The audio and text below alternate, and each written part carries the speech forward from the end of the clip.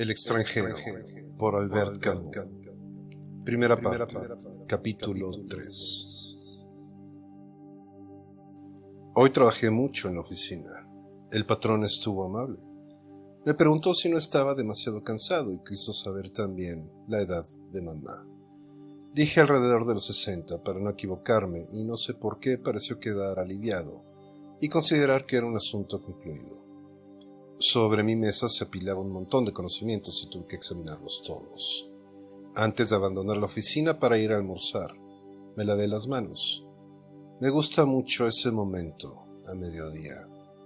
Por la tarde encuentro menos placer porque la toalla sin fin que utilizamos está completamente húmeda.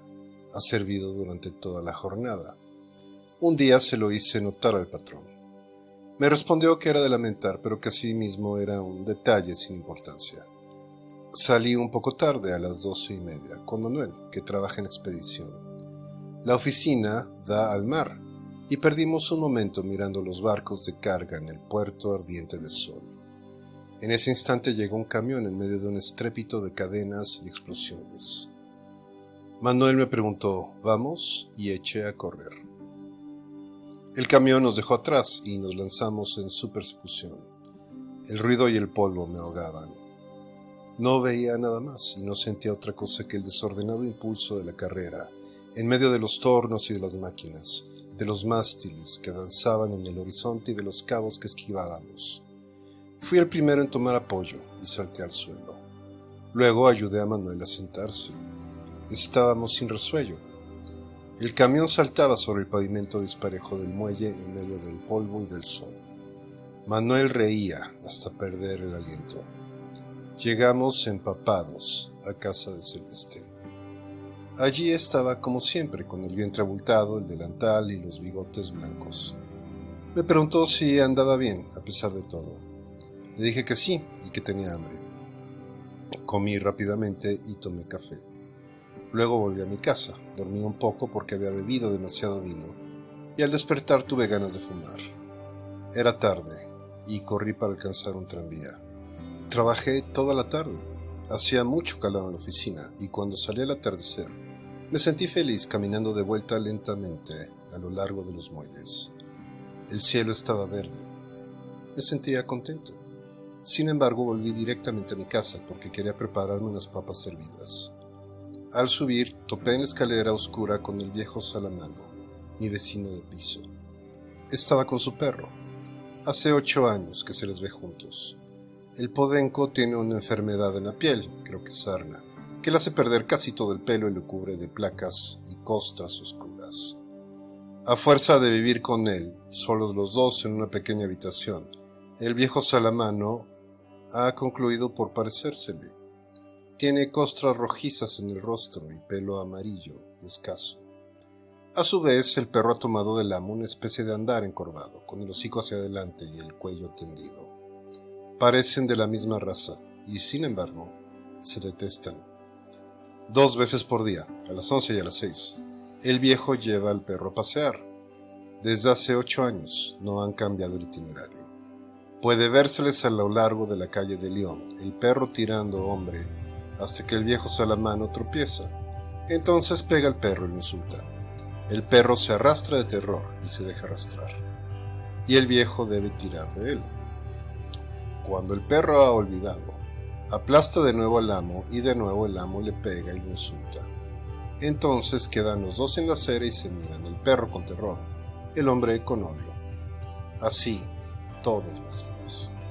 Cuando el perro quiere orinar, el viejo no le da tiempo y tira. El podenco siembra tras sí un reguero de gotitas. Si por casualidad el perro lo hace en la habitación, entonces también le pega. Hace 8 años que ocurre lo mismo. Celeste siempre dice que es una desgracia, pero en el fondo no se puede saber. Cuando lo encontré en la escalera, Salamano estaba insultando al perro. Le decía cochino, carroña, y el perro gemía. Dije, buenas tardes, pero el viejo continuó con los insultos. Entonces le pregunté qué le había hecho el perro. No me respondió. Decía solamente cochino, carroña. Me lo imaginaba inclinado sobre el perro, agregando alguna cosa en el collar. hablé más alto. Entonces me respondió sin volverse, con una especie de rabia contenida. Se queda siempre ahí. Y se marchó tirando del animal, que se dejaba arrastrar sobre las 4 patas y gemía. En ese mismo momento entró el segundo vecino del piso. En el barrio se dice que vive de las mujeres. Sin embargo, cuando se le pregunta acerca de su oficio es guardalmacén. En general es poco querido, pero me habla a menudo y a veces entra un momento en mi habitación porque yo lo escucho. Encuentro interesante lo que dice. Por otra parte, no tengo razón alguna para no hablarle. Se llama Raimundo Sintés. Es bastante pequeño, con hombros anchos y nariz de boxeador. Va siempre muy correctamente vestido. También él me ha dicho, hablando de Salamano, dígame si no es una desgracia. Me preguntó si no me repugnaba y respondí que no. Subimos y le iba a dejar cuando me dijo, tengo en mi habitación morcilla y vino, ¿quiere usted comer algo conmigo? Pensé que me evitaría cocinar y acepté. Él también tiene una sola pieza, con una cocina sin ventana. Sobre la cama hay un ángel de estuco blanco y rosa, fotos de campeones y 2 o 3 clichés de mujeres desnudas. La habitación estaba sucia y la cama deshecha. Encendió primero la lámpara de petróleo, luego extrajo del bolsillo una venda bastante sucia y se envolvió la mano derecha. Le pregunté qué tenía. Me dijo que había tenido una trifulca con un sujeto que le buscaba camorra. «Comprende usted, señor Meursault», me dijo, «no se trata de que yo sea malo, pero soy rápido». El otro me dijo, «baja del tranvía si eres hombre». Yo le dije, «vamos, quédate tranquilo». Me dijo que yo no era hombre. Entonces bajé y le dije, «basta, es mejor, o te rompo la jeta». Me contestó, «¿con qué?». Entonces le pegué. Se cayó. Yo iba a levantarlo, pero me tiró unos puntapiés desde el suelo. Entonces le di un rodillazo y 2 taconazos. Tenía la cara llena de sangre. Le pregunté si tenía bastante, me dijo, sí. Durante todo ese tiempo, Sintés arreglaba el vendaje. Yo estaba sentado en la cama. Me dijo, usted ve que no lo busqué, él se metió conmigo. Era verdad, y lo reconocí. Entonces me declaró que precisamente quería pedirme un consejo con motivo de este asunto, que yo era un hombre que conocía la vida, que podía ayudarlo, y que inmediatamente sería mi camarada. No dije nada, y me preguntó otra vez si quería ser su camarada. Dije que me era indiferente, y pareció quedar contento. Sacó una morcilla, la cocinó en la sartén y colocó vasos, platos, cubiertos, y 2 botellas de vino. Todo en silencio. Luego nos instalamos. Mientras comíamos, comenzó a contarme la historia. Al principio vacilaba un poco. Conocí a una señora. Para decir verdad, era mi amante. El hombre con quien se había peleado era el hermano de esa mujer. Me dijo que la había mantenido. No contesté nada y, sin embargo, se apresuró a añadir que sabía lo que se decía en el barrio, pero que tenía su conciencia limpia y que era guardalmacén.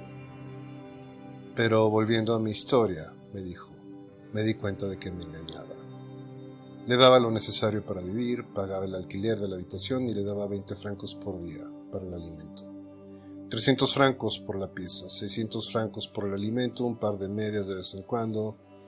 Esto sumaba 1000 francos y la señora no trabajaba, pero me decía que era poco, que no le alcanzaba con lo que le daba.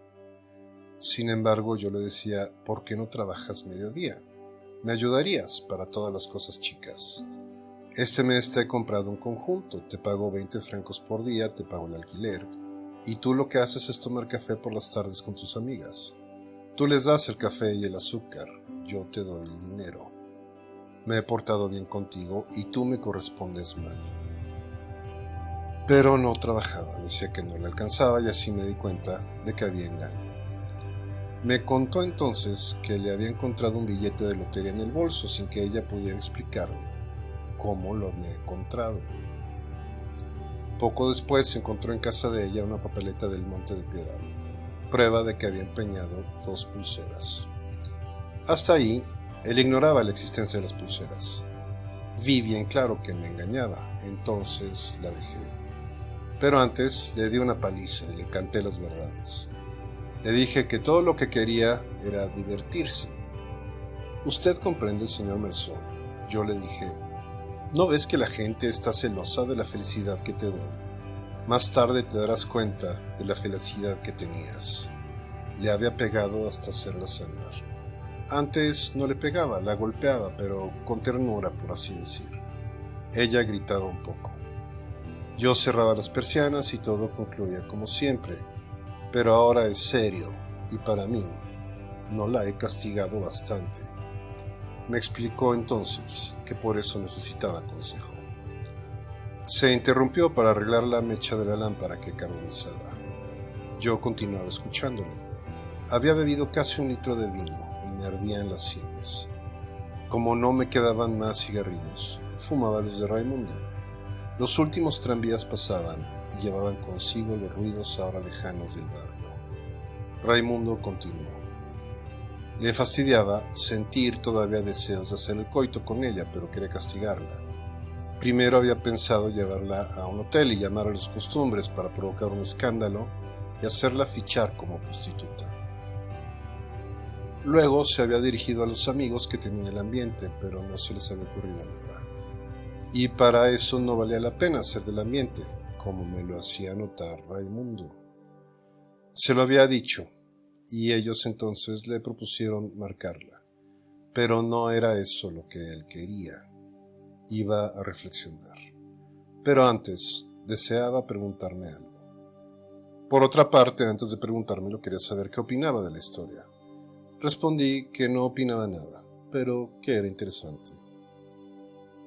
Me preguntó si creía que le había engañado y a mí me parecía, por cierto, que le había engañado. Me preguntó si encontraba que se le debía castigar y qué haría yo en su lugar. Le dije que era difícil saber, pero comprendí que quisiera castigarle.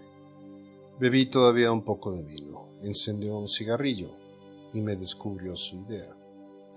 Quería escribirle una carta con patadas y al mismo tiempo cosas para hacerla arrepentir. Después, cuando regresara, se acostaría con ella y justo en el momento de acabar, le escupiría en la cara y la echaría a la calle. Me pareció que en efecto de ese modo quedaría castigada, pero Raimundo me dijo que no se sentía capaz de escribir la carta adecuada y que había pensado en mí para redactarla. Como no dijera nada, me preguntó si me molestaría hacerlo enseguida y respondí que no. Bebió un vaso de vino y se levantó. Apartó los platos y la poca morcilla fría que habíamos dejado. Limpió cuidadosamente el hule de la mesa.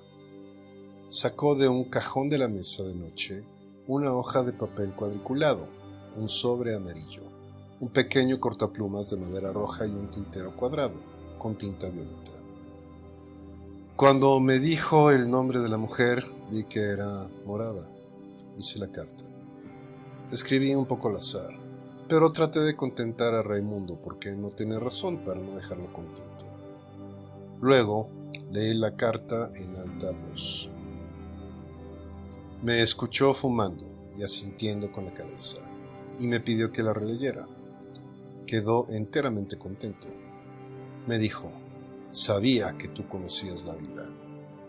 Al principio no advertí que me tuteaba. Solo cuando me declaró: «Ahora eres un verdadero camarada», me llamó la atención. Repitió la frase y dije: «Sí». Me era indiferente ser su camarada y él realmente parecía desearlo. Cerró el sobre y terminamos el vino. Luego quedamos un momento fumando, sin decir nada. Afuera todo estaba en calma y oímos deslizarse un auto que pasaba. Le dije: «Es tarde». Raimundo pensaba lo mismo. Hizo notar que el tiempo pasaba rápidamente y en cierto sentido era verdad. Tenía sueño, pero me costaba levantarme. Debía de tener aspecto fatigado porque Raimundo me dijo que no había que dejarse abatir. En el primer momento comprendí. Me explicó entonces que se había enterado de la muerte de mamá, pero que era una cosa que debía de llegar en un día u otro. Era lo que yo pensaba. Me levanté. Raimundo me estrechó la mano con fuerza y me dijo que entre hombres siempre cada uno por entenderse. Al salir de la pieza cerré la puerta y quedé un momento en el rellano, en la oscuridad. La casa estaba tranquila y las profundidades de la caja de la escalera subía un soplo oscuro y húmedo. No oía más que los golpes de la sangre zumbándome en los oídos y quedé inmóvil. Pero en la habitación del viejo Salamano, el perro gimió sordamente.